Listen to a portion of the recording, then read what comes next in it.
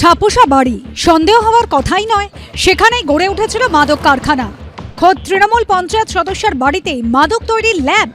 Damro's clearance sale is here with up to 50% off on selected products. Don't miss out. Visit your nearest Damro showroom now. Damro, internationally trusted furniture.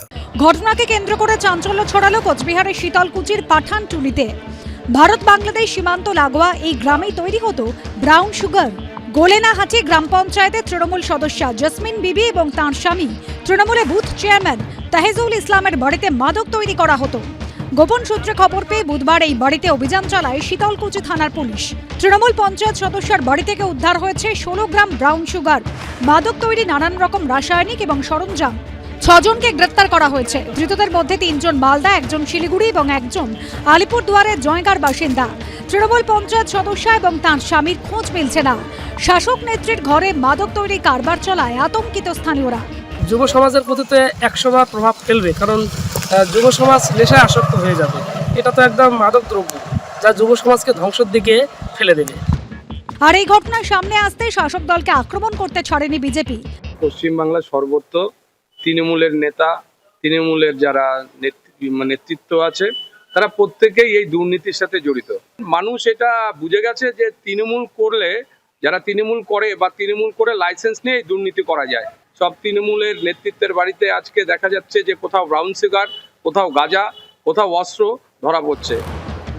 অন্যদিকে আবার দলের পঞ্চায়েত সদস্যের বাড়ি থেকে মাদক উদ্ধারের ঘটনায় বিজেপির হাত দেখছে তৃণমূল। আমরা এটা দেখবো আদৌ এর সঙ্গে যুক্ত কিনা, না এটা বিজেপির চক্রান্ত। এই ঘটনাগুলোর সঙ্গে জড়িত থাকে নিশ্চয়ই দলীয়ভাবে ব্যবস্থা নেবে। আমরা এখন জানি না, খোঁজটা নিয়ে দেখে তারপরে ব্যবস্থা নেওয়া হয়। প্রাথমিক তদন্তে পুলিশের অনুমান, মাদকের কারবার চালাতে অন্য জেলা থেকে দক্ষ কারিগর আনা হয়েছিল। এখান থেকে অন্য জেলাতেও মাদক পাচার করা হতো বলে মনে করছে পুলিশ। শুভেন্দু ভট্টাচার্যের রিপোর্ট, এবিপি আনন্দ, কোচবিহার।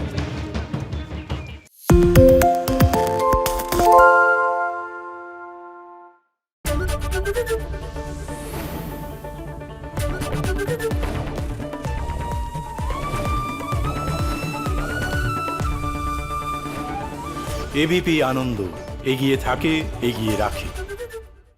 সত্য অন্তহীন, সত্যের খোঁজও তাই, সত্য সন্ধানে তাই আমরা অক্লান্ত, অকুতভয়। এবিপি আনন্দ নতুন ভাবনার প্রতীক, যা মনে মুক্ত, তথ্যে যুক্ত এবং যাবতীয় সীমানার বাঁধন থেকে মুক্ত। সীমা না শব্দটির মধ্যে লুকিয়ে আছে মানা শব্দটি, যেন চোখ রাঙানি এক অদৃশ্য বেড়াজাল, যা আটকে রাখে আমাদের এক ছোট্ট গণ্ডির মধ্যে। একমাত্র সঠিক খবরই গড়ে তুলবে এক মুক্ত সমাজ। সেই জগৎ গড়ার লক্ষ্যে কোনো সীমানার ঠুকুটি আমরা মানব না। এবিপি আনন্দ, এগিয়ে থাকে, এগিয়ে রাখে।